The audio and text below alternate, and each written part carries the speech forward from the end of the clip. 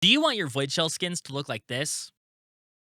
If so, Let's get into it. First off, we want to make Veruna's primary plating the material spore print. This is to imitate an exposed bone look on our warframe, with the color being one of those faint yellows from the beach color palette.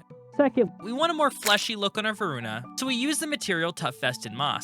We use a darker red located on the 1001 color pack. If you don't own this pack, any of the darker reds can pull off the look pretty well. for our third area, We're going for the same exposed muscle look, but we're using a different material like foam or goo. This is to appear like the muscle is a little bit less pulled back and give our warframe a little bit more detail. The red I'm using here is from the bottom of the Valentine color pack. For our last and smallest area on our warframe, you can do either of two things. First, you can use the material Tough Vested Moss with the tan from the classic color pack to simulate tendons and ligaments, or you can use the material spore print again for even more bone plating on your warframe. And for your warframe's energy and emissive color, I usually go for black on my emissive, and if your energy doesn't affect your appearance at all, go for any color you like. now for all the additional vanity. When it comes to armor, your warframe's default armor is always a great choice to start with. For everything else, The Embolist armor fits that fleshy texture needed to blend in with your warframe, and if you really like the single-sided shoulder guards, the Protosomid and Lichen Blight fit very well. For ephemeras, there are many options such as the Bleeding Body, Heartthrob, Love Bite, Tail Feather, and my personal favorite, the Nyctalus.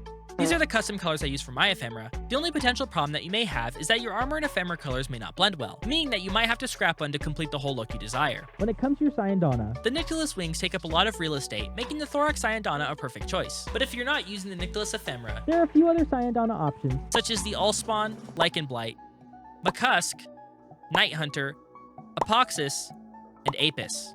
Now that we're done with our Cyandanas, We can move on to sigils. For our first sigil, we want our front sigil to be a bloodshed at 0.17 for a light amount of blood around the whole body, and for our second sigil, we want to use another bloodshed at 0.04 for a layered blood effect with some darker spots around our warframe. and lastly, We want to use the Inaros Agile animation to fully fill in that decaying zombie look. and there you have it. A terrifying void shell pattern that you can apply to any warframe you like, and if you want, even your beloved pets can join in as well. Okay, am I free to go now? No.